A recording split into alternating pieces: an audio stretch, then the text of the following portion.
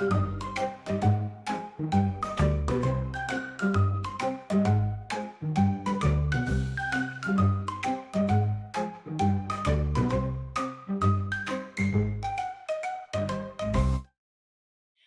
and welcome back to the Ghoul Guide Association, the not-so-secret society of a show where we talk about all things Gothic and pop culture.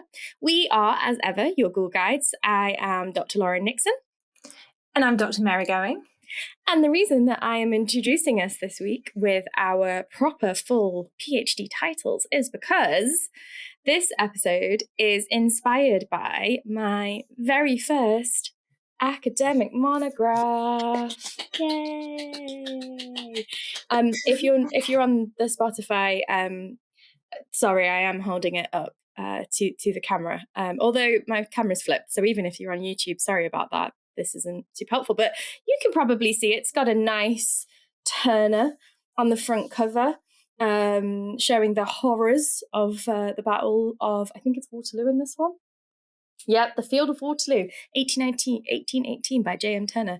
Very lucky to have got this one.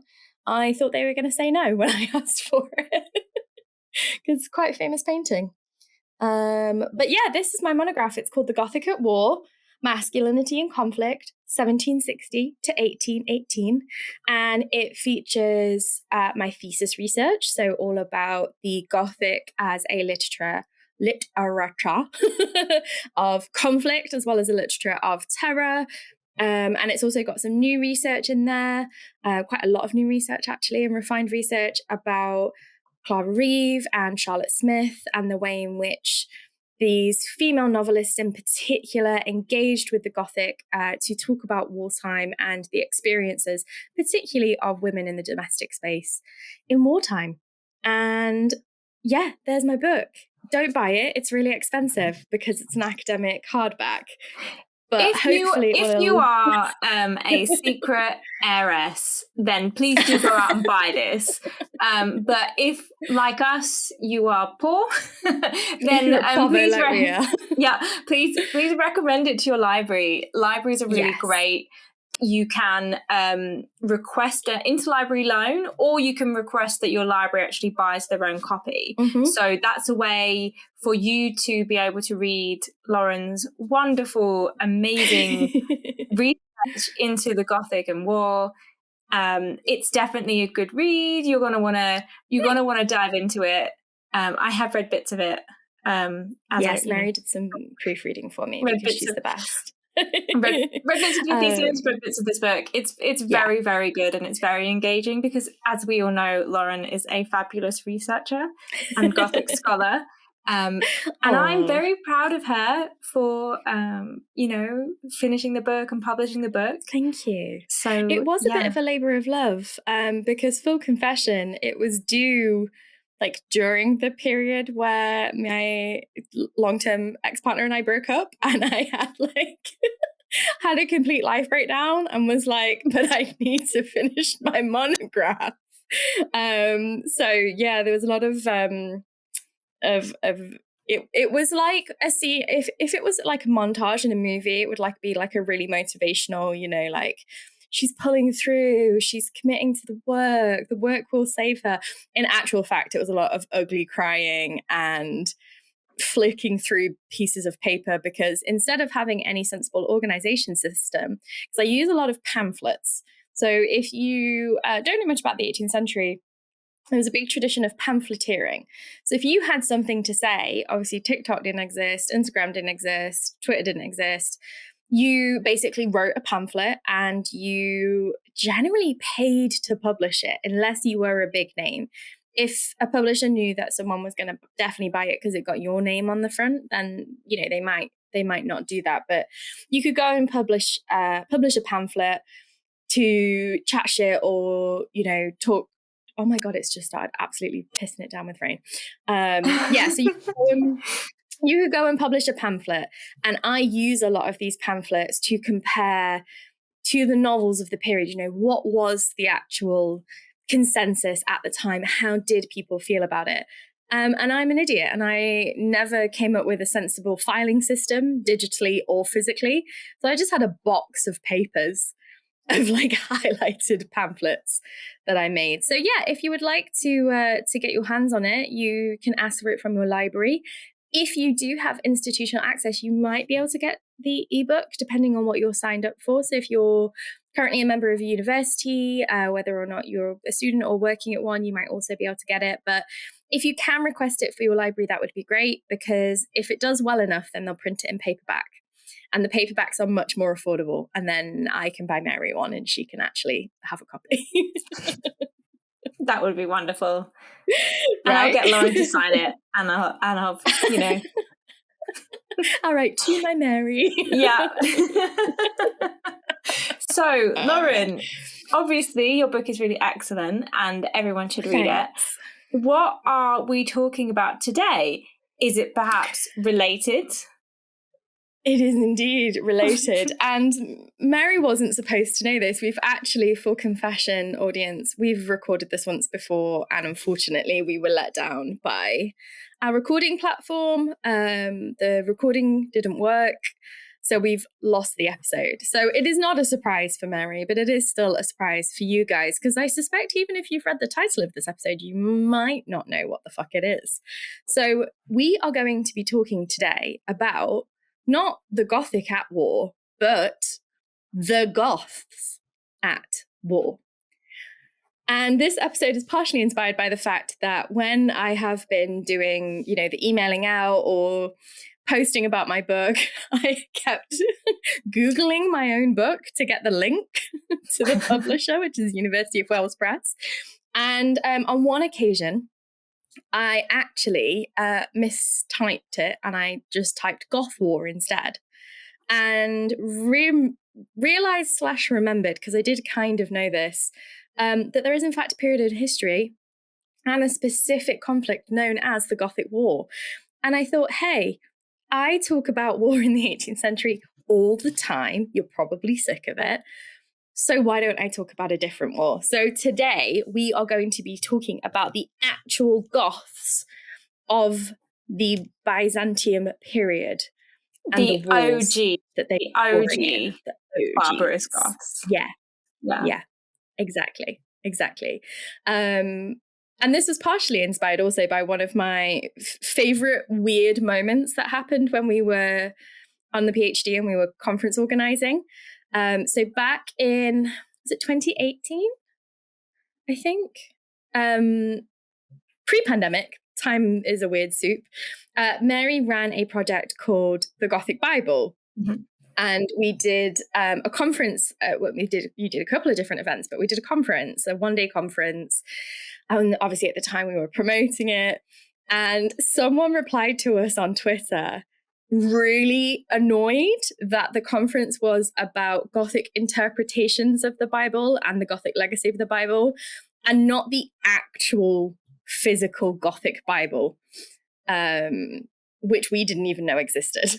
And I think it's like 4th century based on this time period. But yeah, someone was like, well, I thought this looked really good until I've realized this is actually not about the Gothic Bible. We had to go and Google it because we'd never heard of it. But yeah, the Goths, who were they? Why did they have a Bible? Why they were going to war? All of this and more for you listeners in today's meeting of the Ghoul Guide Association. So stay tuned and buckle up. We will try and, I mean, we think we're funny all the time because we're losers, but it was actually quite a funny recording because Mary didn't know anything about what I was going to talk about. So hopefully we will recapture that magic. But what am I actually talking about? So the Gothic War that we are talking about today happened in the early 5th century. And it is kind of the last in a series of what is known as the Gothic Wars, which was wars fought through the late 3rd and into the 4th century and then early 5th century, really between these people known as the Goths and the Roman Empire in its many, many forms, which, if you don't know, the Roman Empire became so big that you can't really call it a singular, it's not a homogenous being, the Roman Empire. it splits into kind of two separate entities, the Eastern and Western Roman empires. You've got all sorts of different types of leadership. At one point, you've got a triumvirate, which is a series of 3 leaders. Sometimes you've got 2 emperors. Sometimes you've got 1 emperor, and then you've got a lot of different vassals. It gets very, very confusing. Probably for the Romans as well. I mean, it must have been like really fucking hard to manage, which is evident when things like this were happening. So the war that I'm going to be talking about today happened in the early 500s, but the Gothic War and Gothic Wars kind of start in the late 300s. So the first kind of big conflict happens in 376 and lasts until 382. And this is where the Goths, having been sort of forced out of their lands, which is around where we would now think of as Ukraine, and they're a Balkan people, a Germanic people. They are being heavily pressed upon by the Huns. Famously, the Huns did a lot of conquering, a lot of pressing of people, a lot of give me your land and your money, your goats and your women. And the Goths were like, ooh, we quite enjoyed doing that, but you're doing it to us. So they started moving in large numbers closer to the Roman border, down the River Danube, seeking kind of refuge, but also being like, this is mine now. You know, like kids in the play park being like, this is mine now. The Roman Empire was a bit like, whoa, whoa, whoa. Who are these barbarians? How dare you come at us? And there was big battle. Gothic forces did not take kindly to Romans being like, okay, well, if you're in this land, then you're under our rule. They were like, think the fuck not. And in 378, there was a absolutely devastating battle called the Battle of Adrianople, where the Goths defeated the Romans. And this is usually seen as the beginning of the end for the Roman Empire.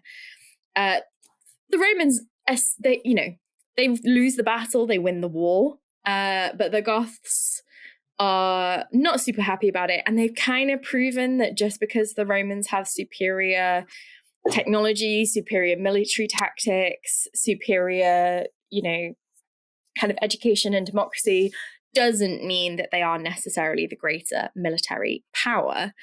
And it was a really massive sort of violent sounds a bit like duh, a battle was violent, but some battles are military exercises. There is a certain level of quote unquote civility to them. This was not one of them, and it was a huge blow to the Roman Empire, and also a huge blow to its reputation. Other nations, other tribes were like, oh, wait a second, those guys beat Rome. Maybe I could also, maybe I will push the boundaries. Maybe I will take your sheep and your women and your money, So it didn't do much for Rome's rep, let's put it that way. And historically, scholars have sort of pinpointed this as being the beginning of the end of the Roman Empire, because it leads to ultimately the sack of Rome in 410 AD, which, Mary, you well know, is remembered by not just history, but by culture as being the fall of the Roman Empire. It's the thing, I think, that even now people still look back to that time, sometimes with a mournful, I don't really want to say nostalgic gaze, but definitely as a kind of we want to go back to that period where it was like the Roman Empire was full of civility and all this art and learning and culture, and everything that's happened since has been the downfall. It's been bad for civilization because of those pesky barbarous Goths.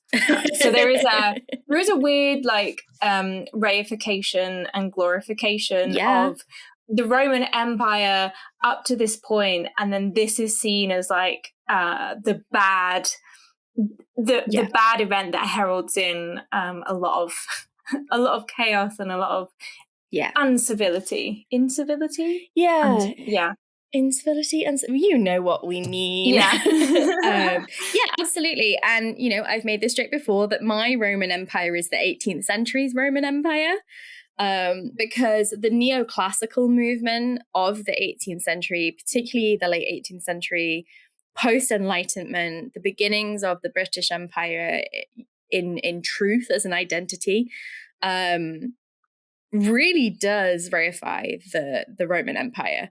They perceive the Roman Empire as being, the height of mankind, the era of, the most beautiful, most enlightened civilization that produced the best society, the best art, the best democracy, blah, blah, blah, blah, blah. It's a very Western-centric idea, of course, because Britain is Britain and Britain be Britaning. But also, at that point in time, Britain kind of likes to... Britain was, famously conquered by the Roman Empire, so has, lives in that, post-conquered state where obviously there was a forced affinity towards the Roman Empire because it lasted, the Roman control of Britain lasted for a long time, and so the fall of this empire then did have an impact on the Britain that was, England, that was created. And again, there is that weird kind of looking back with glazed eyes, hella rose tinted glasses. Britain in the late 18th century, well, England, because let's be honest, Britain was also a recently conquered identity, but it really liked to see itself as the inheritor of Rome, as the neoclassical empire that was going to rise up and be the new Rome. So that, as you will know if you have listened to our Lord on the Gothic or watched our Ghoul School episode, is why Goth became associated with, a lack of sophistication and backwardsness and danger and darkness and, all of the meanings that it came to encompass, because the barbarians, which we explain there, barbarian literally is a Hellenic word. So it comes from the ancient Greek, it's borrowed into Latin, and it literally just means non-Hellenic. Like, to be barbarian is to be the outside group and not the inside group. And the thing about Rome, and this is one thing I'll give the Romans, okay, is that Rome and Roman identity, yes, there was a hierarchy. If you were a proper Roman, like born in the Roman state, that did give you a certain level of status. But Rome was, going across Europe, North Africa, Asia Minor, and saying, hey, we're conquering you. You can choose to be Roman now. If you would like to be, you can be Roman. We see this in the Bible, in the story of people like Salome. We see this with early British history. We see this with early Asian and North African history. Rome is kind of extending its banner and saying, you can choose to be Roman. This is what a Roman identity is. This is what being Roman is. You can be Roman because we're taking over. You can either join the in-group or stay in the out-group. And if you stay in the out-group, you're a heretic and a barbarian or all the rest of it. So this is why, when people talk about like the fact that Rome was not a white civilization, it's because Africans were Roman, Asians were Roman, Brits were Roman, all of these different cultures, languages, faiths. Well, actually not faiths, because Rome's pantheon was co-opting faiths into it, but the Goths were barbarians because they refused to be ruled by Rome, essentially. They were like, no, we don't want to be part of you. We just want to keep chipping at your borders every now and then. So, I will give Rome a certain kind of like thumbs up for being rather diverse in that respect. But yeah, Britain, a lot of Europe, the European imagination did at this time. And still continues to do, as the Roman Empire TikTok trend last year proved. But particularly, in the 18th century, it was like, oh, the glory of Rome, and who brought it down? The barbarians.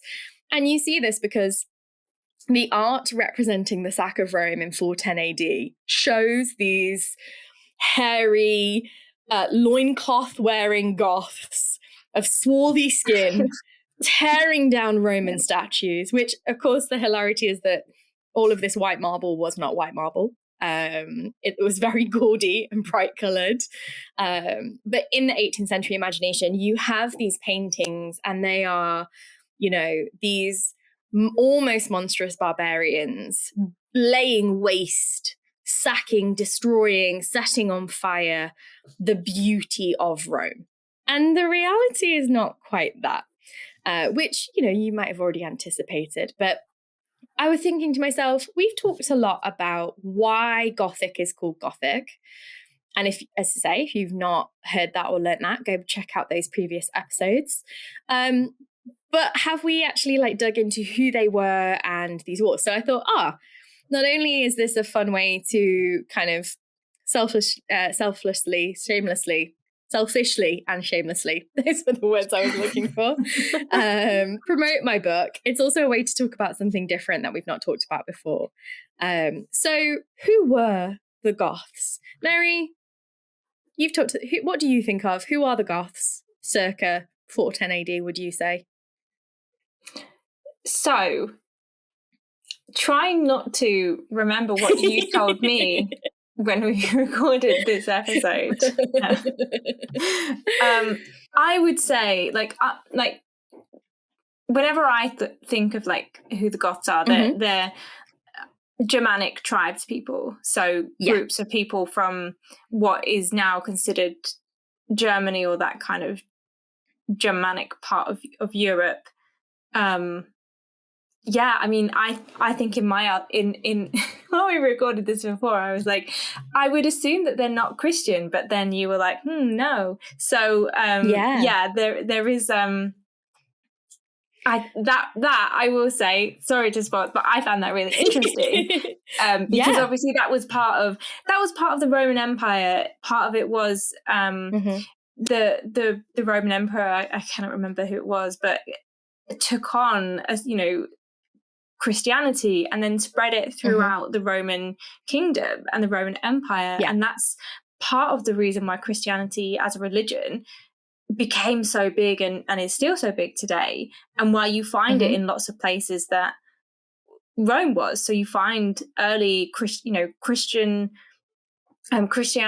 was in Africa at the same time that it was being spread in Britain. So it's not a kind of it's not a European thing, really. and obviously it's not, because it originates from the Middle East, but it is something that has been spread by the Roman Empire very, very far.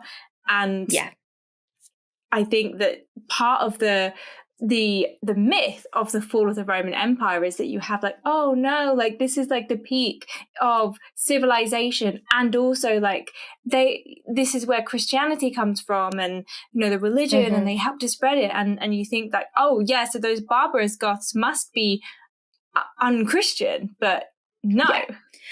It's not, and it's so kind simple. I mean, the Dark Ages, we'll get into that. Maybe we'll do an episode about the Dark Ages. Is a complicated idea anyway, and a largely misleading and untrue one. But it's also often seen as being a part of the beginning of the quote unquote Dark Ages, because they bring about the fall of Rome. I mean, technically, they only really bring out the fall of the Western Roman Empire, if we're going on that kind of idea. But who are they? So, as Mary said, they are Germanic tribes people. They occupied originally lands around the Balkans, and they had a relatively unique ethno-identity.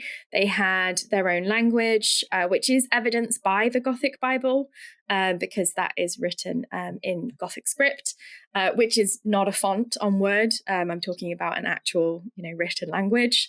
Although I assume that that's maybe part of where some of that comes from. Obviously, a lot of it's from 16th century Gothic, but the Goths were, a people from the Balkan area. They were a series of lots of different tribes, but they come together in the late 4th, early 5th century to essentially push back against Rome. And that's because after the Battle of Adrianople and the end of the First Gothic War in 382, there is a hell of a lot of suffering. A lot of the Goths are experiencing famines, they're experiencing plague, illness. They're really, really struggling. And historians have actually suggested that the sack of 410 AD was more out of necessity than anything else, that they really were struggling to survive. And the things that they were after was not destruction. It wasn't about shaming the Romans and getting revenge or anything like that. It was actually about getting grain and getting fresh water and getting access to supplies, because they were, on the verge of a cataclysmic event, essentially, because they were really, really struggling. So the Goths, lots of separate different people. There was major families, tribal families. Some of them did not get on. Some of them did get on. Some of them had long-standing hereditary relationships of loyalty and camaraderie. Others had long-standing hereditary relationships of great dislike. They were, in fact, long-standing enemies, hereditary enemies. And it's quite significant, really, then, considering that in 410 they come together and they sack Rome under the first king of the Visigoths. So other Goths do come together, but they come together under King Alaric I, and he essentially leads this great sack of Rome. They take a lot of supplies, a lot of food, a lot of wealth, and they actually don't want Rome. They're not looking to take Rome. They're not looking to settle Rome. They split essentially into two groups: the Visigoths and the Ostrogoths. There's a lot of debate about where those names come from. I am not a linguist, and I'm certainly not a linguistic historian. There's some kind of legend around the Ostrogoths that Ostro has something to do with wolves and being the sons of wolves, but that's been mostly debunked. A lot of people have been like, maybe it just means Eastern and Western Goths, which, it's not as cool, but makes sense. So the Visigoths, essentially, they head to Spain, and they set up the Visigothic kingdom in Toledo. They are pretty successful. They last a little bit longer, roughly into the 6th century. There are some lasting evidence of the Visigoths and their kingdom. They do eventually, obviously, Spain also has a very complicated history. They don't survive in the long term, unfortunately, for me, just because I think it would be cool if they had. I would have liked that. But basically, they settle in what we would sort of now consider to be Catalan. They have the kingdom in the north of Spain, and they also conquer some of what we would consider to be southern France. They rule in Gaul for a while. So we have the Visigoths. So they're Alaric. So he has his successful sack of Rome. He founds his kingdom, but he's now off in Spain. So totally different part of Europe. The other group is the group that we will be talking about today, which is the other reason that I wanted to talk about them, because we usually talk a lot about the Visigoths, because it's the Visigoths that essentially lead the sack of Rome. They set up the kingdom in Toledo. They have probably a little bit stronger of a presence. I feel like when people hear Goth and Goths, they'll often say, oh yeah, the Visigoths. So I feel like they got the brand identity, they got the lasting staying power, the SEO is theirs. they're more visible. Hey, well done. Thanks. So we are talking today about the Ostrogoths. So they stay in that kind of area around Italy after the sack of Rome, and they kind of make their own kingdom. There is a lot of warring families in that area. There are other tribes, as well as, of course, the Western Roman Empire, which eventually becomes the Byzantine. I'll never get that right. But they stay, essentially. So while the Visigoths go off towards Spain, the Ostrogoths stay in the region, and they set up the Ostrogothic kingdom. And they have a bit of a tense relationship with the Western Roman Empire. So the sack happens, and then they're obviously like, yeah, no, we actually don't want this city. Like, you can keep it. We can't go back to the Balkans because the Huns are there, but we're quite chill up here. Like, we're going to stay up here. Now we've got the wheat and we've got the grain and we've got the resources. We're chill. We're over here. And actually, the Western Roman powers start to, as often happened with these kind of warring tribes, Rome is constantly, robbing Peter to pay Paul. They are making allies with one to combat another. You've got the Vandals, the Alans, the Huns, the Goths. And they're kind of like, the Vandals, another one, of course, whose name has lived on as into infamy, meaning violence and kind of, anti-civilization. But yeah, they have a bit of a tense kind of truce with Rome for a while. And eventually, what happens is they have this family, they have this king, his name's Theodoric. He's pretty well liked. People like Theodoric. He is a pretty successful leader. He is both a good war leader, but also, a good leader of people.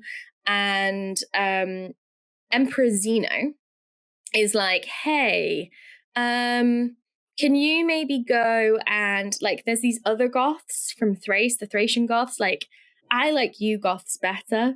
Can you maybe, like, go and put them down? And Theodoric goes there and is like, or we team up. And the Thracian Goths join the Ostrogoths and they become more powerful. So Theodoric the Great, which I don't know how much stock I put in kings being called the Great, because there's so many the Greats. Catherine, Alfred, some more that I can't remember. Well, Alfred the Great, like, I remember. Exactly. I asked you last time, how does one become great? Because I think that would be a quite nice title to have. And you told me a really horrifying kind of thing about that. Oh, yeah, you have to do a bunch of killing. Yeah. So, unfortunately, I won't be doing that. Or maybe I should say, fortunately, I won't be doing that. So I remember that now. You did ask me and I was like, oh, well, actually, you have to, like, slaughter a lot of people on the battlefield. So in a way, it's quite a misnomer of a name, because that's not a great thing to do. So really, it should be Theodoric the Not So Great.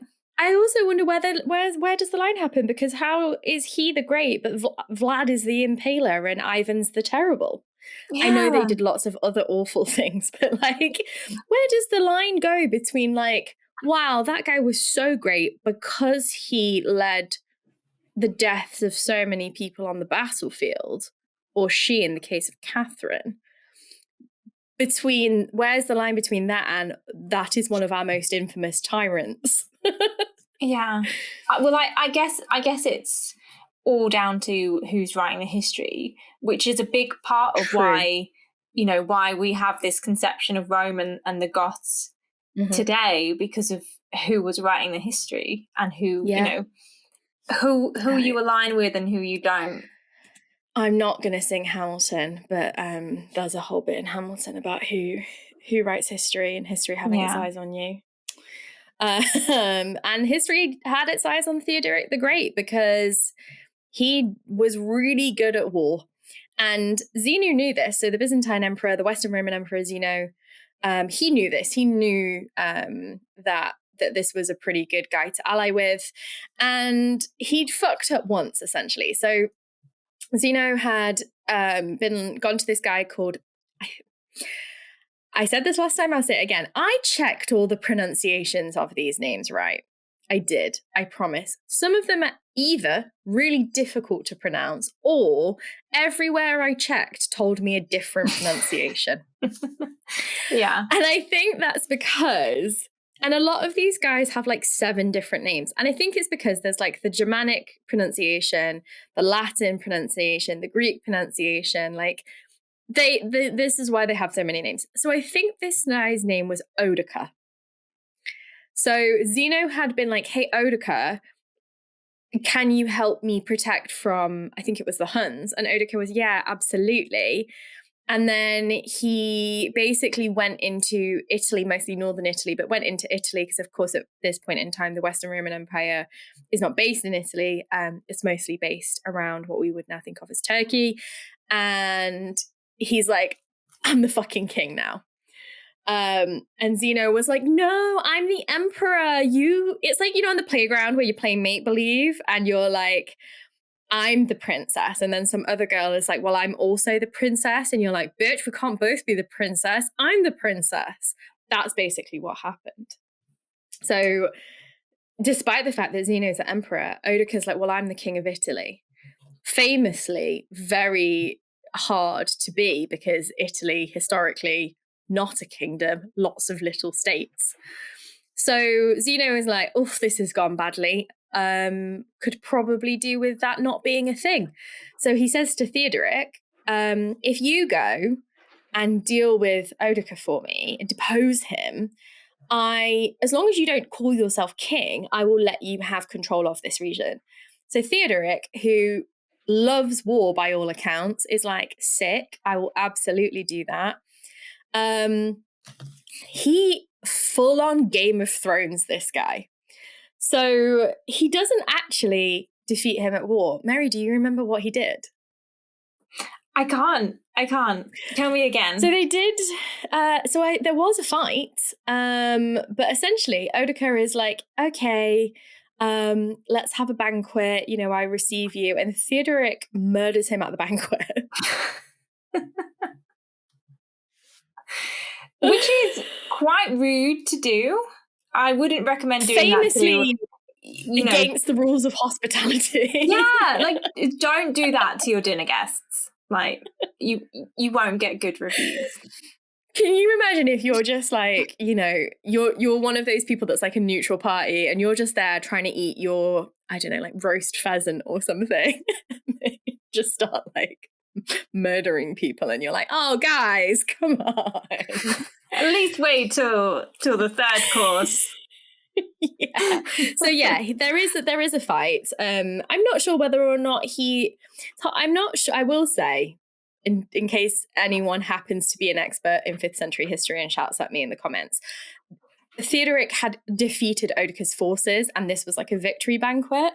I'm not sure whether or not he chose, like, did he choose to bring him in and like execute him there, or if it was like a full-on Game of Thrones Red Wedding situation. I know you've not watched that, but I think a lot of people will know what I'm talking about.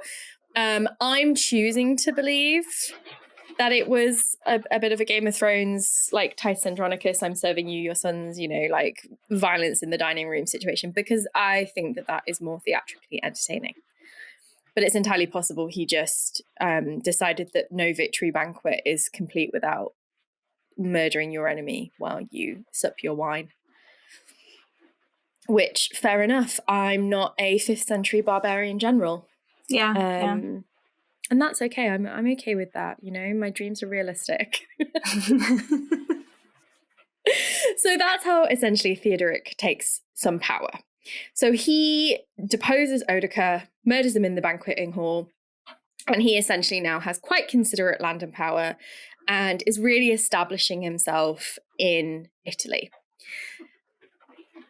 Now we need to talk about what has become of the Western Roman Empire. So we've got our major players. We've got Theodoric and his family line, and the Ostrogoths. They are setting up in Italy. They're very much around the north of Italy.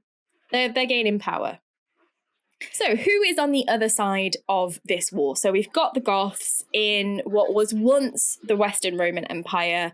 They have created this, non-kingdom, because technically they said they wouldn't call themselves the kings of Italy because that's what Oudoka did. But they are essentially taking control and they're growing in power. And this was not great for what the Eastern Roman Empire had become. So as I said at the beginning, Rome becomes too big. It splits into two halves, essentially, the Eastern Roman Empire and the Western Roman Empire. And the Eastern Roman Empire becomes what is known as the Byzantine Empire. which is famous for its style of art and architecture, and largely exists in, I think I said earlier that the Western Roman Empire was now based in what we now know as Turkey. What I meant was the Eastern Roman Empire, but that's because they are like this. That's where the emperors are, essentially. So they're no longer in Rome. They're in like around Turkey in Constantinople, which we now know as Istanbul. But the Byzantine Empire essentially is the legacy of the Roman Empire reborn, but as a Christian nation. Mary, do you know anything about the Byzantine Empire? No, very little. I have to say same. So not my area of expertise by any means. And full confession, I thought that it was a fake make-believe place like Atlantis until I was probably about 19, embarrassingly. I also used to get it confused with Babylon a lot, which I also thought was a fakey place and actually was kind of real. I got it confused with Babel quite a lot, which is maybe Babel. So, you know, it's not my fault, okay? It was a long time ago. But yeah, the Byzantine Empire is actually a real place. It is not a fakey made-up fantasy place like Atlantis. It was a real place, a real empire. And it lasted for quite some time, really, right up until Charlemagne, King of the Franks, made his way across Europe and did some conquering and set up dynasties that kind of still exist today. So we have the Byzantine Empire and the Byzantine Emperor. So this is essentially the main source of power in the region. The Western Roman Empire is kind of non-existent at this point, but the Byzantine Empire is trying to take back some of the lands that once belonged to the extended Roman Empire. And Zeno is no longer with us at this point. He essentially had been doing all of these dealings with the Goths. Theodoric had managed to rise to power. They've got a pretty good stronghold. And that becomes a bit of a problem in the early 6th century. So in the early 6th century, so Zeno dies, bye-bye Zeno, and we have the Emperor Justinian. So Justinian was the nephew of Justin, which it blows my mind that Justin was the name of a Byzantine emperor, because Justin sounds like the snotty kid at the back of my classroom in the 90s. Like Justin, it's like Tiffany. Justin doesn't sound like a very old name. It sounds like a very new name. And it really fucks with my head that there was essentially a Roman emperor called Justin. I think that way about like Alfred as well, where it's like, no, this isn't like, why? Right? Like Alfred should be from the 19th century, not like not like the 6th century. Yeah. Yeah, exactly. So yeah, it really, I don't know why. Justinian, fine. But it sounds like Justinian to me, I'm like, yes, of course. That's where Justin comes from. No. Justinian is named Justin. Like, it's his uncle Justin and he's Justinian. Like, no, it's wrong. I don't like it. Like, he should be called something. The previous guy's called Zeno. Now, fair enough. Emperor Justin, was actually a peasant. So Justin the First, he begins life as a peasant. He goes on to be a general in the Roman Empire, and the Byzantine Empire. Now, the end of the Roman Empire was technically a meritocracy.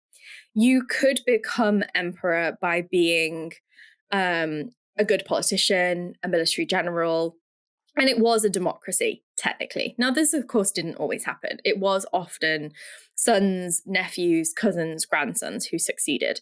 But this is the later Roman Empire. So we're not talking about the earlier Roman Empire where it was very much bloodlines. We are talking about, you know, a system of democracy, a limited democracy, not dissimilar to the British Parliament in the 18th century, as in it was voted by a very small number of people who generally were only there because of their birth. But you could be essentially a sheep herder, which I think is what Justin's family were, join the army, turn out to be really, really good at being in the army, become a respected general, then become a respected political leader, and then essentially he sort of like Machiavelli'd his way. He was quite old when he became Emperor, Justin. And he wasn't the prime candidate, and he sort of did some good politicking, and he became emperor. We love a good class revolution type story. And I think for me personally, sometimes I find monarchies quite boring. Because True. I think it's just quite boring to just inherit, this power and this title and this throne. But I think it's much more interesting to find out, so this guy used to be a sheep herder and now he's this general and also like a leader, and that's impressive. Yeah, like I have many issues with Rome, and most of them unfortunately are to do with not the actual Roman Empire, but the legacy of the Roman Empire and the way that the Roman Empire has been imagined. But I do think, it is important that we remember that the reason that the Roman Empire had such a significant place in the hearts and minds of the Enlightenment is because it was seen as a democracy compared to tribal feudal systems and kind of like early monarchies.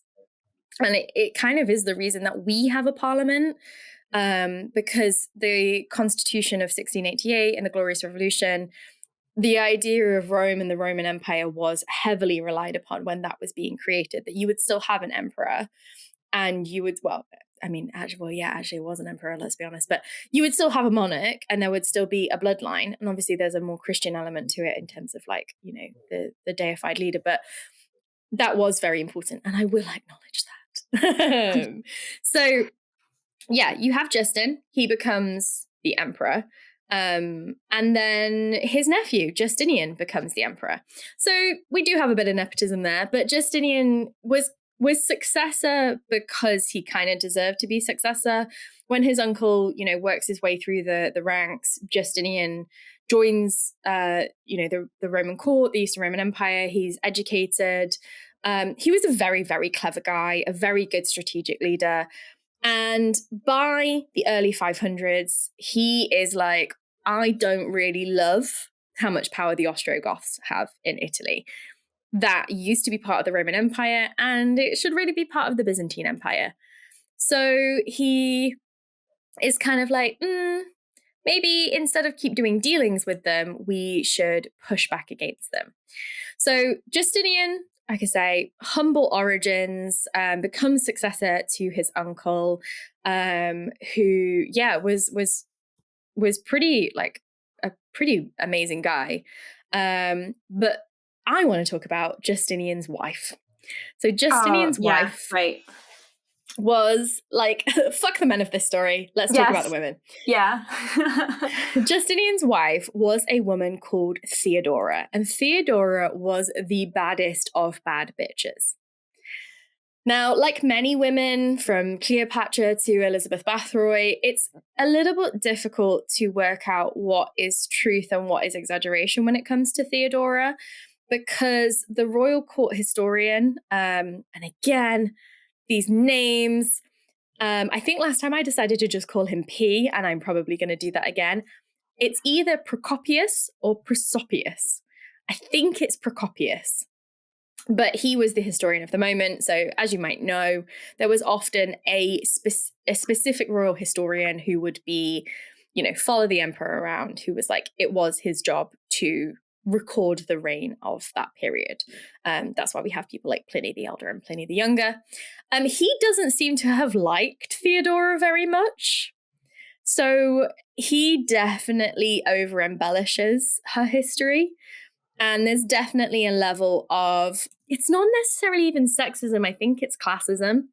So Theodora was also born poor, so the same as Justinian. But whereas Justinian was born as a rural peasant, Theodora was born in the city. And she and her sisters were actresses from a very young age. Now, Mary, do you know why being an actress might have been so scandalous in the 6th century Byzantine Empire? Does it have something to do with like the dress, like the costumes that you'd wear, or the places that you would perform? Both of those things, really. Okay. And it was kind of the fact that you performed in public and you often did not have a costume, or the costume that you had was very revealing.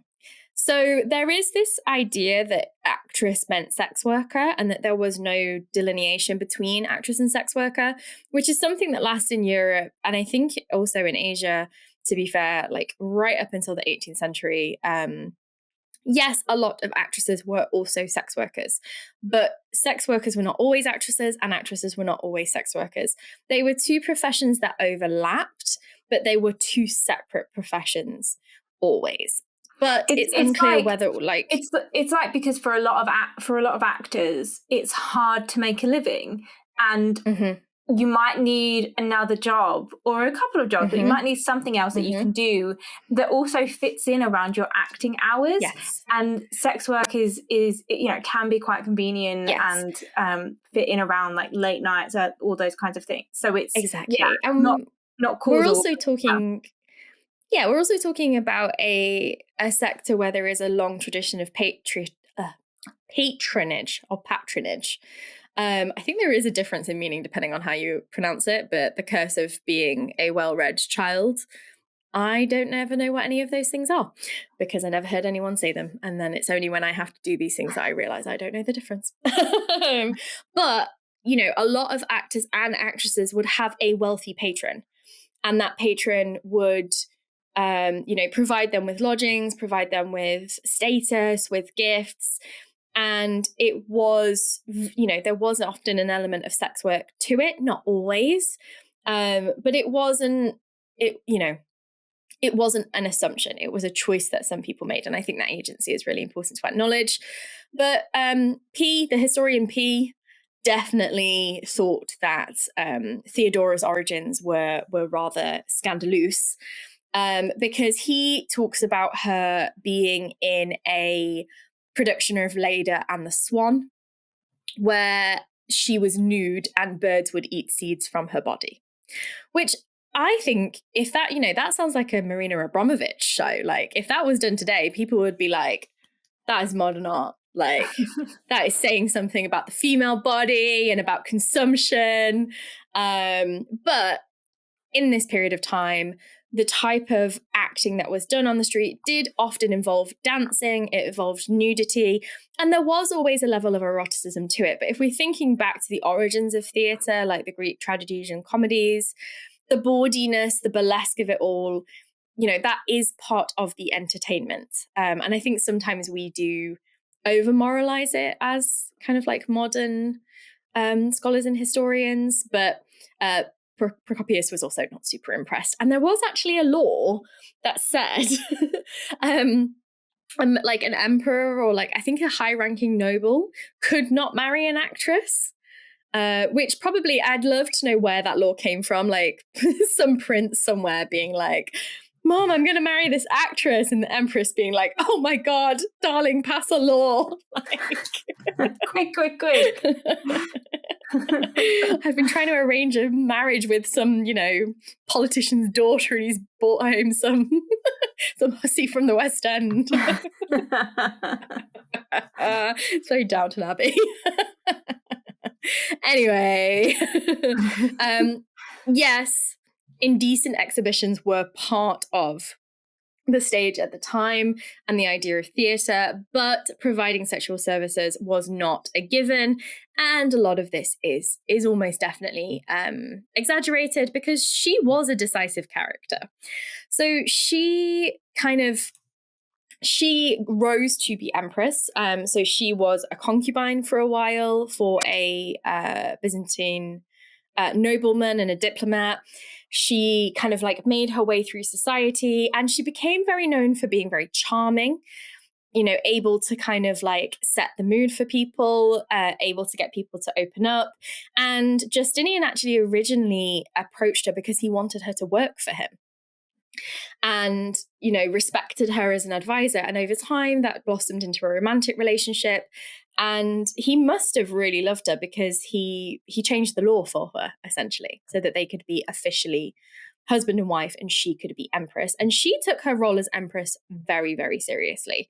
After this period I'm talking about, there was a time where Justinian wasn't very well liked, which I'll explain why that happened.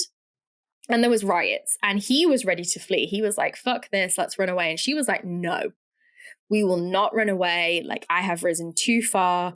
Some of the kind of like courtiers and noblemen, she gives this speech about being empress, and some of the courtiers kind of take that as being like, oh, she's just vain and all she wants is power, like she's the empress. And others kind of take it as, no, we have a duty. Like, we are the emperor and empress. We don't flee now. Like, that's not who we are. I think it was probably both. And I think that's probably fine. If, this bitch worked hard to be empress. She did also, however, do a lot. Like, she did some untoward killings, as often is the case. Yeah. But she was like, we support women's rights and women's wrongs. Theodora is a great example of that. Like, as a historical figure, just a real bad bitch. She was real smart, very politically minded. And it seems like Justinian and Theodora very much ruled as co-rulers, not as emperor and empress consort. She was an empress. And the two of them really made their mark on the Western world. They really kind of like transformed Constantinople into the Byzantine capital that we remember it. If you don't know much about the Byzantine Empire, you probably have seen the mosaic art form it's really famous for. And, that is still a trend. Like, you'll go around the world and you see hotels that like mimic Byzantine art, and they built a number of very, very famous structures. They were known for putting a lot of money into renovations, and their most famous structure, Mary, do you remember what it is? You did tell me, and I always forget the name of this, but it's like a really fabulous like building. Yes. Yeah. So they were responsible for the construction of the Hagia Sophia. Yes. I think I'm saying that right. So it's spelled Hagi and then Sophia, like the name Sophia, which, if you have ever seen an advert for visiting Turkey, the Istanbul skyline, you have seen the Hagia Sophia. Yeah. Like, you have absolutely seen it. I mean, I really want to go to Turkey. It's on my list. It's on my list of places. I mean, I have a list of places that I'd love to visit, and there's also a list of places that I want to go because they're like cat places, and I just, they're like such a cat place. It's such a cat place, and I love all the pictures and videos of like cats on prayer mat and in mosques and all of this stuff. But the Hagia Sophia is also it's such a beautiful building.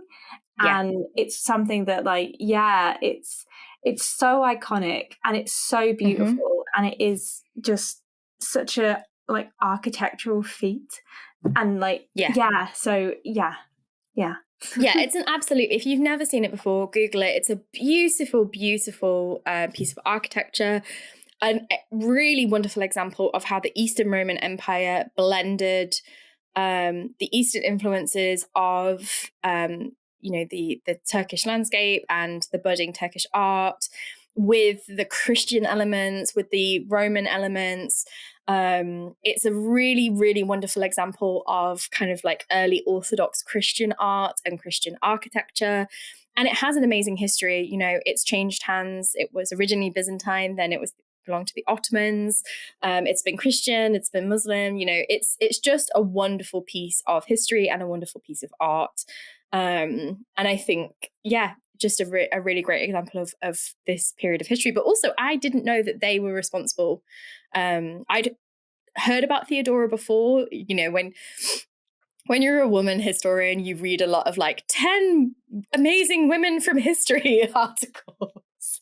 That usually, the same names always crop up. So, people try and look a little bit deeper. And Theodora, I had known about, but didn't realize how considerable their impact was on the landscape in so many different ways. So these are our major players. We've got the Goths and we've got the Byzantine Empire. How does the Gothic War happen? Well, discord amongst the Ostrogoths. Dun, dun, dun. Theodoric dies, as men are wont to do, particularly those who wage war. So Theodoric dies, and it happens. Yeah. He has no adult male heir. He only has an 8-year-old grandson called Attalaric. And he is like, okay, well, Attalaric, you're going to be the king. And Attalaric is like, I'm 8, which is young anyway for a king, but we are a decidedly warlike nation and people. So that doesn't sound sensible. So Theodoric is like, well, okay, your mum can be the regent. So I'm going to try and make sure I get her name right, because she's a really cool character as well. Amalasuntha, I think is how you say it. It might be Amalasunta, but I think it's Amalasuntha. She is Attalaric's mother, Theodoric's daughter, and she is a really interesting figure. So she has quite a lot of sway and quite a lot of power, but she has been raised essentially Roman. So she very much was somebody who was like, we should be allied with the empire. We should be, we are not barbarians. And as I mentioned earlier, this was kind of the thing that if you had, allied yourself with Rome, and if you'd kind of like accepted the Roman state and then later the Byzantine state as your sort of like liege lord, then you kind of became Roman. Or you could become Roman if you wanted to. So she very much is pro-Rome, very highly educated, and I would say much more of a Roman woman. And she wants to raise her little princeling, future king of the Goths, of the Ostrogoths, to also be Roman. I think seeing probably that Justinian, since Justin I, the Byzantine Empire is growing, and it does continue to grow in strength. So her stance is, we will maintain Italy for the Eastern Roman Empire, for the Byzantines. The rest of the Goths are a bit like, excuse me, we're Goths? Like, we're barbarians. Like, we do war. That's the thing that we do. They are not super happy with this idea of becoming Romanized. And this is for 2 reasons. One of them is because they want to maintain the control of the land. They are sensing that Justinian is playing a little bit of a political game here, wants to regain more control, is seeing an opportunity because there's a regent and a female regent and an 8-year-old boy, but also a religious reason. Do you remember anything about what I told you about their religion, Mary? It was a specific kind of Christianity. Yes, that neither of us had ever heard of. Yes, no. So the Byzantine Empire follow what we would now probably consider as like Eastern Orthodoxy. You would see traits of what kind of was that in like Greek Orthodoxy and maybe Russian Orthodoxy, Romanian Orthodoxy. A little bit less so than the Catholic Church, because that is a slightly later invention and much more connected to like the later Byzantine and then the kind of like the Frankish conquests under Charlemagne. That's when Catholicism kind of becomes I would say it's quite an absolute power, really, isn't it? Because it becomes the Christianity of Europe for the next few centuries. But in this early period of time, you have lots of different kinds of Christianity, and the Byzantines is kind of what I'm going to refer to as like an orthodoxy, essentially. But it's a very specific type of Christianity and a very strict Christianity. The Byzantines are not very religiously tolerant.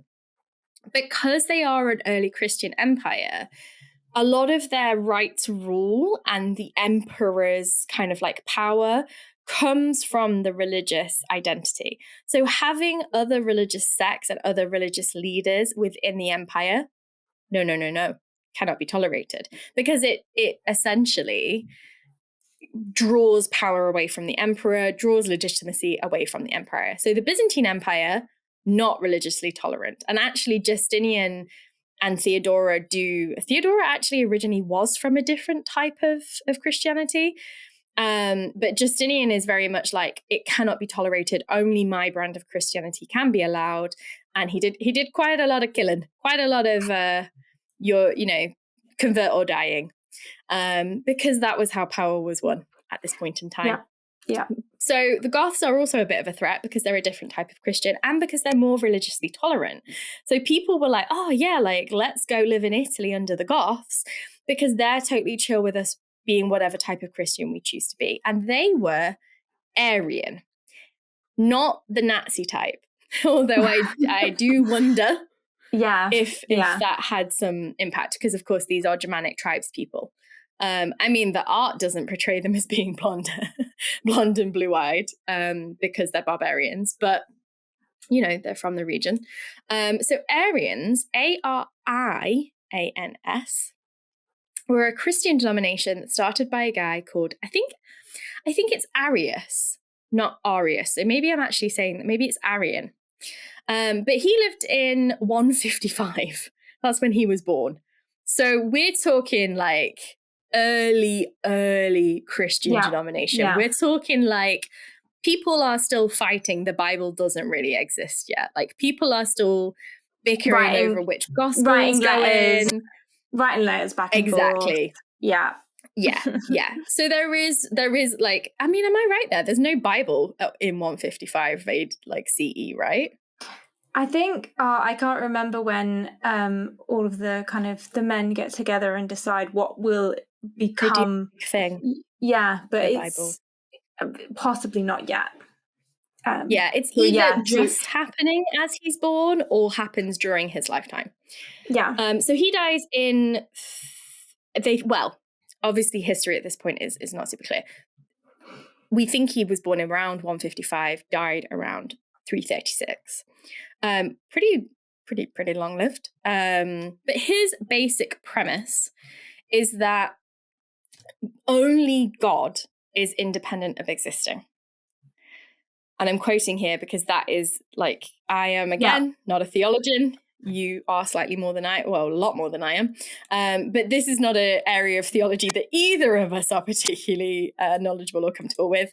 But essentially, the idea is that God is the only divine being and that Jesus is not a divinity, that he is the Son of God, but because only God can be divine, Jesus is human and a creature, essentially, not a divinity. So this is something that I do find fascinating about the creation of the New Testament part of the Bible, is that there are other books, there are other Gospels, for example, and there are other books that didn't make the cut. So you have to think of the New Testament as an edited collection where all of the pieces contribute to a narrative that the editors wanted it to show, and there are other contemporaneous sources and other ones that are alleged or maybe are lost that didn't kind of contribute to this. And the idea of Jesus being not just the Son of God but part of the Trinity, which is a massive part of Catholicism, that as a concept was a thing that happened not contemporaneous to the actual events of the Bible itself. So there were other kinds of, as you say, denominations of Christianity, and as we already mentioned, the Roman Empire was really integral to spreading Christianity across the world, and there are lots of areas that develop and are based on those early Christian narratives, sometimes pre the creation of the New Testament, that do have different traditions that aren't necessarily what we would consider. It's it's strange. But then, another thing that I think a lot of people forget is that Jesus is also considered to be a really important figure in Islam. He is a prophet. So this idea that this person is the Son of God, or that he is through the Trinity also God, it's not a universal theological truth. And so it would make sense that you would have like quite a big influential denomination that is, about like, so this guy, Joshua, Jesus, he is the Son of God, but he's not himself fully divine, God. Because that's a different, that would be a different concept, a different thing, just like I guess just like in like Roman and Greek mythology, you would have demigods. Hercules is not a god because he is the son of Zeus, and I forget his human mother's name, but he is half of a god, a demigod, which is a different thing. And so that's kind of what I guess an equivalent thing to this. And I think from what I read during my research, I think this idea at this point in time, so we're talking kind of like 530 Common Era, this kicks off in, let me just double check, 535. So we're talking sort of like very, very early 6th century. To believe that the Trinity did not exist and that Jesus was not divine directly challenged the theology that the Byzantine Empire was starting to develop, and really directly challenged the ideas and the rituals and the worship that was starting to take hold across Europe. So they are a political threat, they are a religious threat, they are a military threat, and essentially Justinian uses this discord. So I'm quoting Procopius P here. And it's worth noting again that he perhaps likes Amalasuntha a little bit more because she is aligned with Rome. But essentially she's like, listen, we got this power because my dad allied with the empire. We should continue that relationship. And he writes that now Amalasuntha wished to make her son resemble the Roman princes in his manner of life, and was already compelling him to attend the school of a teacher of letters, which is essentially a Roman educated man. And she chose out 3 among these men of the Goths whom she knew to be prudent and refined above all others, and bade them live with Talaric. So essentially she's like, I'm going to educate my son as a Roman prince. And then he continues, but the Goths were by no means pleased with this, for because of their eagerness to wrong their subjects. So he's very much like the Goths are barbarians, and they just like to do violence. They wish to be ruled by him more after the barbarian fashion. So essentially, he reckons that the Goths are like, nah, the Romans, they like democracy and they treat people well, and we want to be able to, pillage and sack and beat people up, which I don't think was actually the case. I think it was more of a case of like, we're going to lose power. We want to continue our ways. Also, they're going to force us to convert to a different type of Christianity.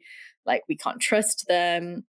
But Amalasuntha is kind of like, no, we're in a bit of a precocious situation. We should ally with obviously they're still calling it Rome. It's worth noting that the Byzantines did not call them Byzantines.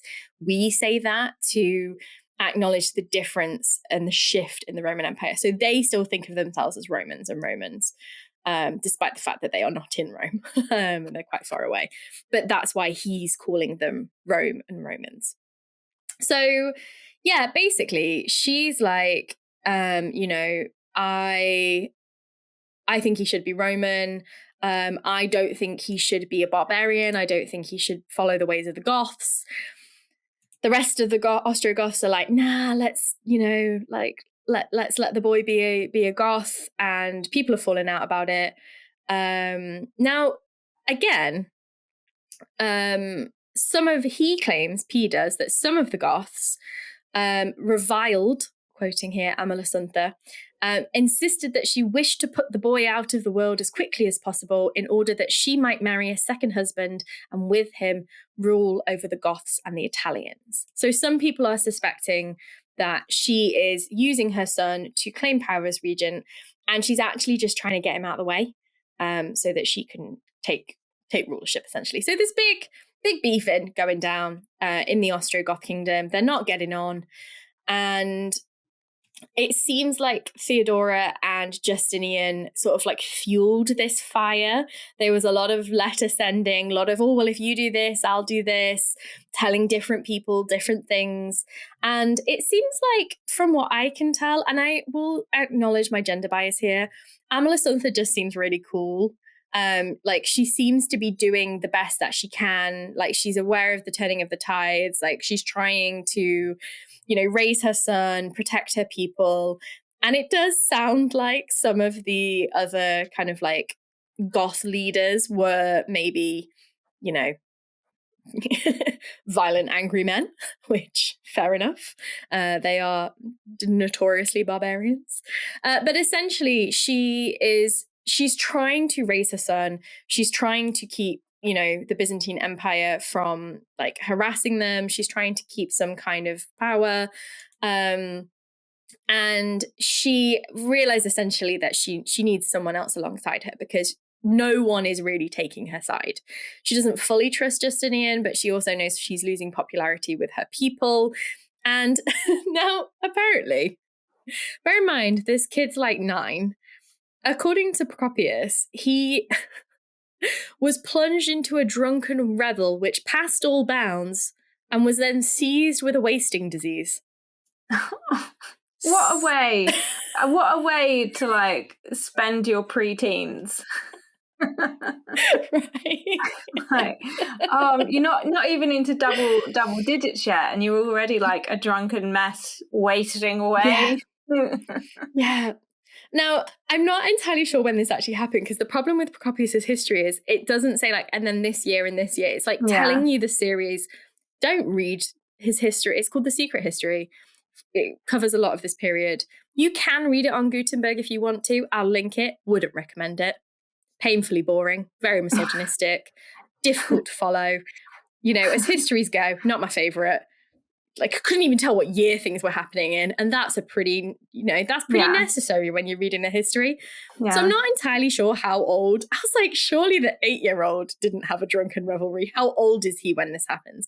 I think he's probably a young teenager when this happens. But either way, Amalasuntha is like, my kid's a drunken knobhead, is apparently giving himself alcohol poisoning. What am I going to do? So she at first was like, I think we should just hand power over.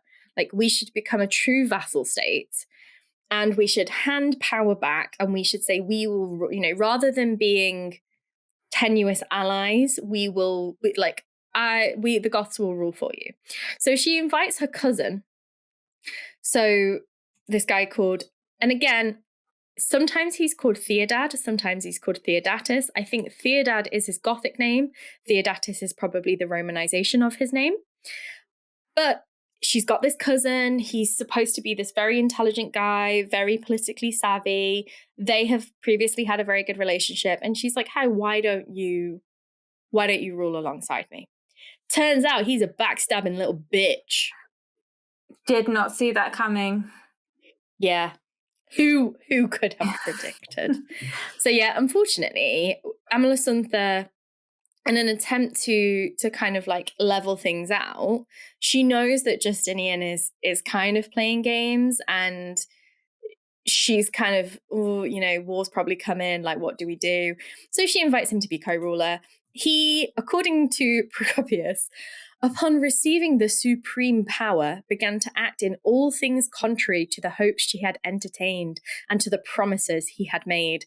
Shocker, a man makes promises, and then when he gets what he wants, goes back on them and doesn't fulfill them. I am shocked. Who could have? I am shocked. Couldn't have seen this coming. So essentially, he turns on her, and what he does is he goes to the families of the people who I mean, again, everyone's killing at this point in time. Amalasuntha had some of the Goths put to death because they had challenged her. They had challenged her son. They had sought to, usurp. They'd said bad things, and she'd killed them, which, by 6th century standards, you kind of had to. You had to kill your political enemies. Unfortunately, the downside of using murder as a way of maintaining political power is that you often, people want to do murder back. Yeah. Famously, an eye for an eye is quite popular. Yeah, people do like revenge. Yeah. And Theodad knows that. He's like, she unfortunately was born with ovaries and already therefore is on the back foot, and also has done some killing. People are not super happy about the fact that she's done the killing because she didn't do it on the battlefield. The Goths love killing on the battlefield, not so fans of doing the non-war killing and the non-war enemy killing. So he goes to those families and he's like, hey, back me instead. I'll help you get revenge. So he massively betrays her, has her imprisoned, and essentially is like, go and stop her envoys. She's sent word to Rome. She's like, hey, Justinian, come and take power. He's like, absolutely fucking not. Theodad is like, I've taken her captive, and there will be none of that.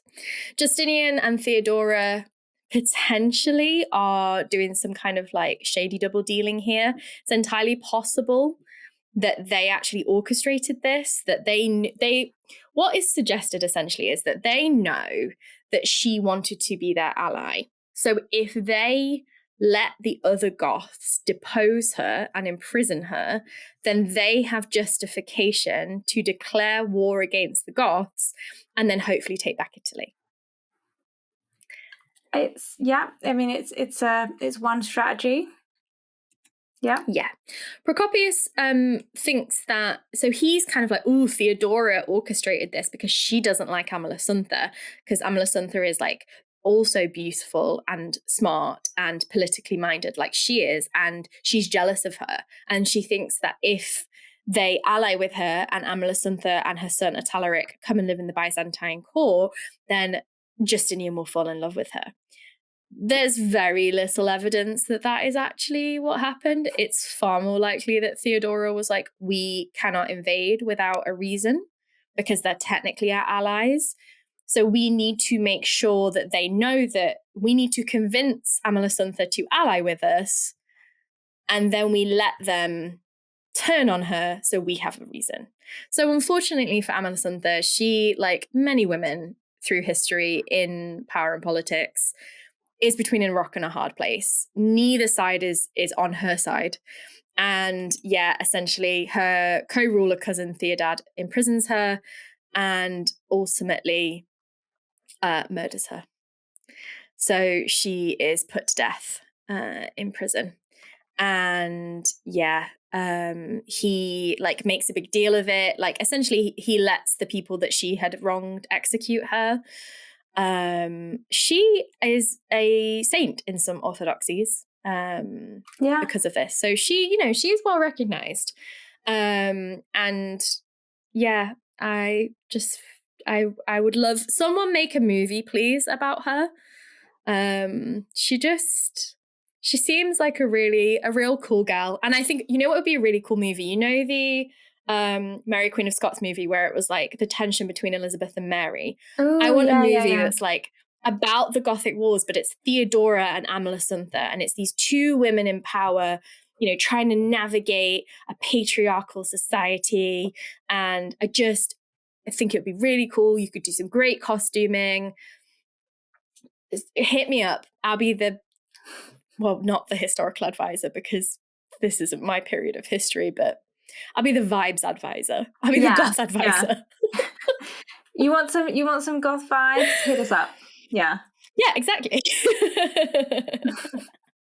So essentially what happens is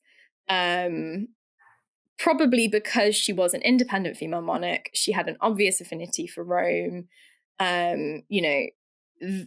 this caused discord. She's only in power for about 6 months. She's deposed. And yeah, Emperor Justinian probably orchestrated it, so he had a reason to invade.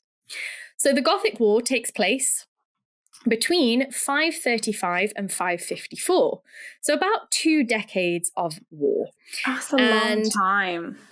That is a really long time. It's a really long time. I mean, if you think about like the Napoleonic Wars and the Revolutionary Wars, that's also 2 decades of war. Yes, slightly larger scale in terms of the number of countries involved, but it's a long, long time to be at war. If you think about the amount of manpower, the amount of resources, soldiers need food, soldiers need weapons, soldiers need transport. Whenever I think of like, you know, any wars today or in history, I just think what a waste of money and life. Yeah. And it's like, think about all the things that those people, from the soldiers to the people who were, you know, civilian casualties, think about all the lives that they could have done, that they could have lived, and what they could have brought to the world, and how better that money that's being spent on ships, weapons, armor, you know, tactical stuff, how much better that money could be spent like improving society rather than, you know, destroying it. And which I talk a lot about in my book, The Gothic at War. Yeah. Yeah, the funny thing about being a war scholar is it made me even more aggressively anti-war than I was to begin with. Yeah. You know, I wouldn't necessarily say I'm a pacifist, because I do think sometimes you cannot fight like against fire without fire, in that, you know, yes, ideologically I'm against it, but I would say I'm very anti-war. And yeah, when you research this type of thing and you become so aware of the massive human cost, the massive environmental impact, the number of animals that die, like, it's such a hugely wasteful endeavor. And it makes you very angry, and then you have to go and do some adult colouring for a while. Yeah. So essentially Justinian uses the death of Amalasuntha, which he probably orchestrated. Theodad basically falls into his trap, is blinded by the idea of his own power, and war kicks off. The next king is a guy called either Witiges of Vitiges, depending on how you look at it. He marries Amalasuntha's daughter, Matasunta, or Masasuntha, and uses that essentially as his legitimacy to take power. And they enter into war. It goes very, very badly for both sides. The Gothic War is kind of misnamed because it is a massive war with the Goths, but the Goths don't win. Unfortunately, the Ostrogoths are not victorious. Ravenna, which was their capital, falls quite early on. They kind of just have this like massive defeat. There's lots of battles. Sometimes the Goths win, sometimes they don't. But there's also lots of infighting. Because like, so Vitiges has Theodad murdered, and then Vitiges falls. There's, you know, the actual tribes themselves are not as kind of unified as they were under Theodoric. Because they keep murdering each other, people keep turning on each other, and it slowly, the kingdom and the dynasty falls apart. They lose a lot of their major territories, such as what we now would think of as Naples. They lose a lot of it to the Byzantines. They keep trying to rally around different leaders, but again and again, they get defeated. The final king is a guy called Tea, leads this kind of one last charge. It fails. And yeah, essentially, it's remembered by the Roman historians, which is obviously the really important thing to note. So the Goths always look really bad in these histories.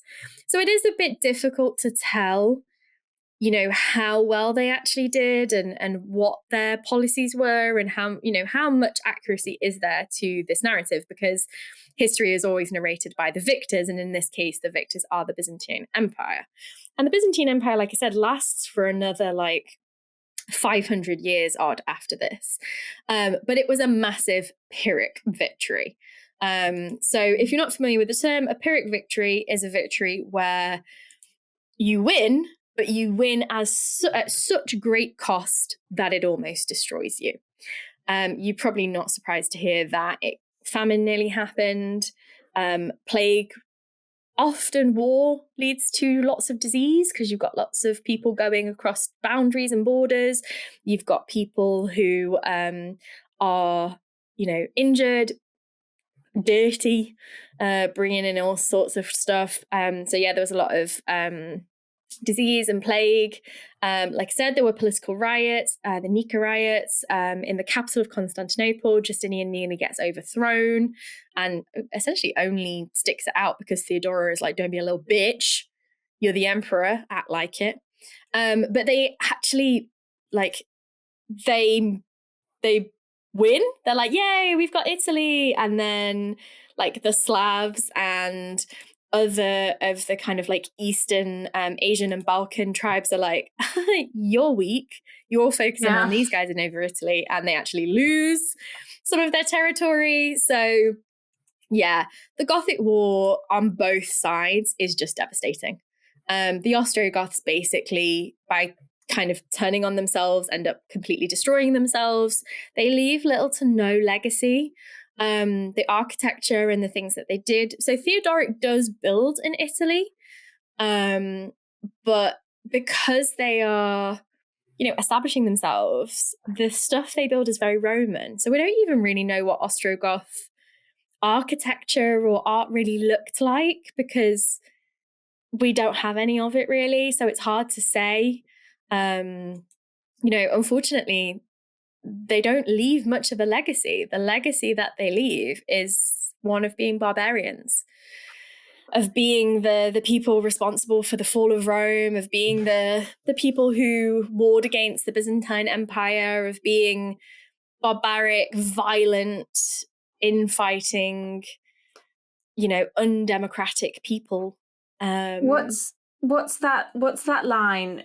This will be funny, but like, what's that line in Batman where it's like the hero that Gotham deserves or that Gotham needs? It's like he's the hero that they need, but not the one they deserve. Like, I think is that the line? I am not a DC girly, but I believe that is the line. Yeah, basically the one where kind of Batman is turned into a bit of a villain because that's what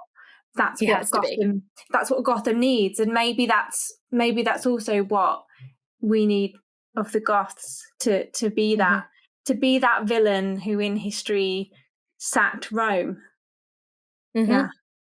Yeah, it's very beautiful, Mary. Well done.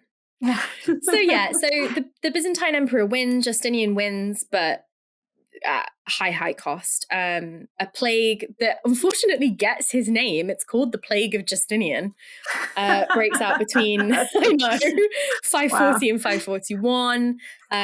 They lose Dalmatia, Macedonia, Thrace, and most of Greece to the Slavs and the Avars. It really destabilizes the Byzantine Empire for about 50 years. Now, we do know that it comes back into power and it rules quite successfully for another, half a millennia. But it really was a massively Pyrrhic, or is it Pyrrhic? I'm going to say Pyrrhic victory. And shit tons of people died. Lots of Goths died, lots of Romans died, and lots of civilians died because the plague happened, because famine happened. The death toll was absolutely massive. Justinian's dynasty, which was a major player, like one of the most significant in the Byzantine era, they win back Italy. You know, the OG heart of the Roman Empire, but not for very long. About 50 to 100 years later, the Lombards come along, and you might know them because they give name to Lombardy. And they become the dukes of places like Milan. That family becomes one of the, well, they're a tribe, but they become like the major northern Italian family. And they lose a lot of Asia Minor back to Arabic armies. Obviously, there's lots of warring with the Ottomans. And yeah, basically, until Charlemagne rolls around, they do maintain power, but never quite to the, like, it's an empire, but it doesn't ever quite reach the same heights. Italy becomes fractured, it becomes dukedoms and principalities. And yeah, despite the Goths founding kingdoms and shit, they get remembered as barbarians. But they also eventually spark the greatest literary and artistic mode known to man. And that is the history of the Gothic War. Get merry going.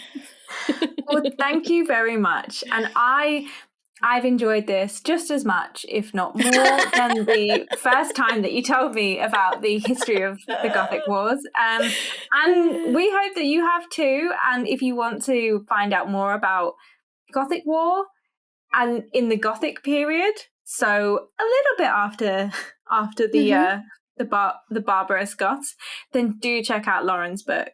As we said at the start, you know, if you have the funds, if you are like an heiress or like, you know, if you robbed a guy, if you're, you know, I don't know, if you have a lot of independent wealth, then please do buy it.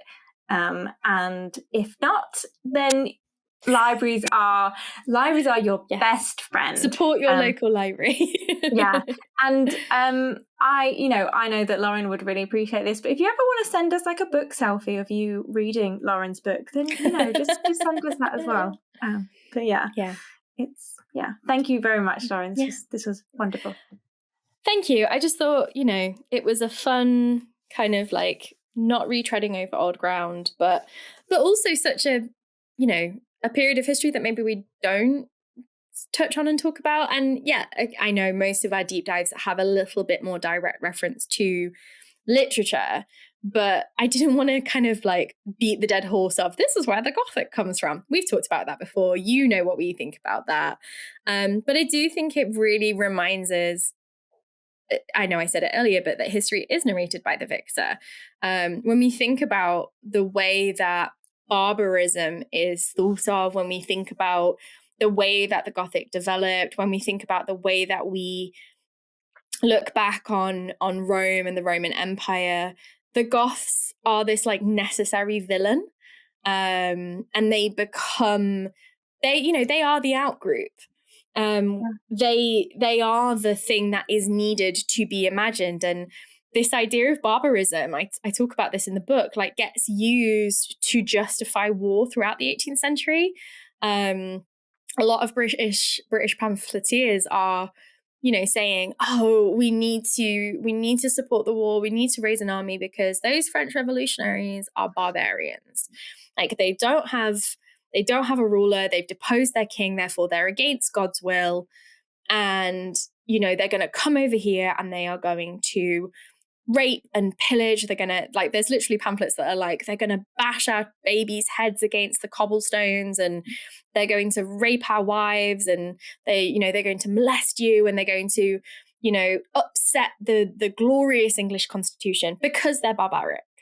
So the barbarian idea, like the Goth idea, like, because it's the sack of Rome in 410 AD, that is imagined as being the beginning of the end for the Roman Empire, which Europe likes to consider to be the greatest civilization ever known to man.